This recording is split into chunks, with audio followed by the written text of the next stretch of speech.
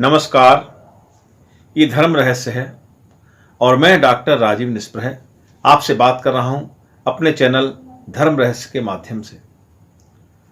इधर को मेरे पास कई जिज्ञासुओं के प्रश्न आए हैं जिनमें उन्होंने मुझसे पूछा है कि आखिर ध्यान किसका करें। प्रश्न अपनी जगह पर उचित है। प्राय हम ध्यान का अर्थ ईश्वर के ध्यान से समझते हैं और ध्यान को हम सीधे सीधे भगवत भक्ति से या पूजा से जोड़ देते हैं। ये बात पूरी तरह ठीक नहीं है, क्योंकि ध्यान जीने की पद्धति है। ध्यान हमें यह सिखाता है कि हमें किस प्रकार इस संसार में जीना है।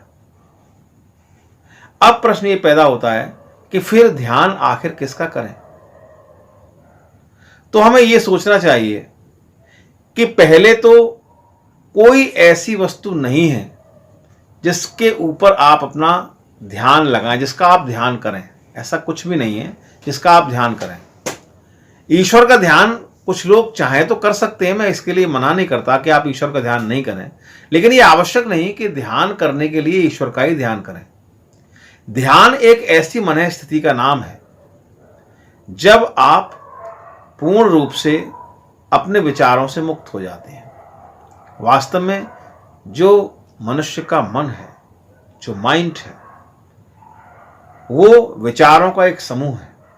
जिस प्रकार से समुद्र में अनगिनत लहरें होती हैं और उन लहरों से आप समुद्र के बारे में, उसकी गहराई के बारे में कोई अंदाजा नहीं लगा सकते। इसी प्रकार मनुष्य के हृदय में भी अनगिनत विचार हर क्षण प्रतिक्षण उठते रहते हैं। वे विचार संकल्प और विकल्प के रूप में होते हैं और वे विचार आपको कोई दिशा नहीं दे सकते।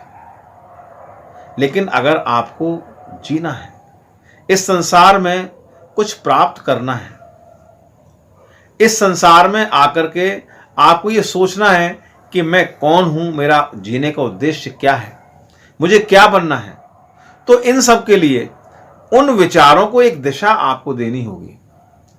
और दिशा देने के लिए उन विचारों को अपने हृदय से धीरे धीरे तिरोहित करना होगा, हटाना होगा। क्योंकि अगर वे समस्त विचार आपके मस्तिष्क में रहे तो वे सभी विचार मिलकर आपको कहीं भी नहीं ले जा सकते, आपका कोई कल्याण नहीं कर सकते, आपका कोई कार्य नहीं कर सकते।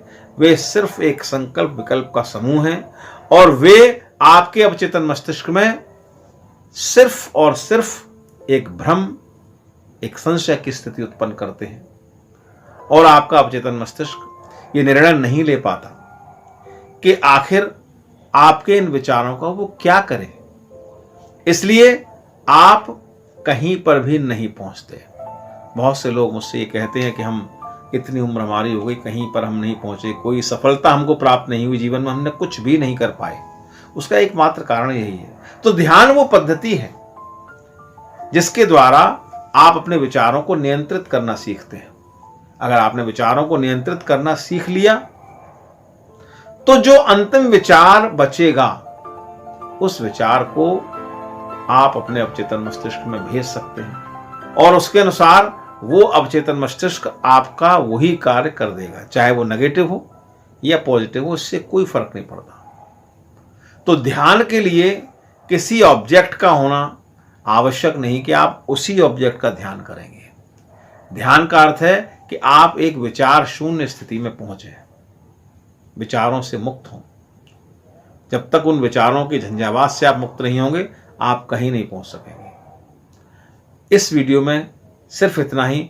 आगे आने वाली वीडियोस में मैं आपको ये बताऊंगा कि इन विचारों से मुक्ति आप किस प्रकार कर सकते हैं, किस प्रकार आप अपने जीवन में धीरे धीरे स्वेच्छा से आप इन विचारों को हटाते जाएंगे, किस प्रकार हटाएंगे, ये मैं अगली वीडियो में बताऊंगा।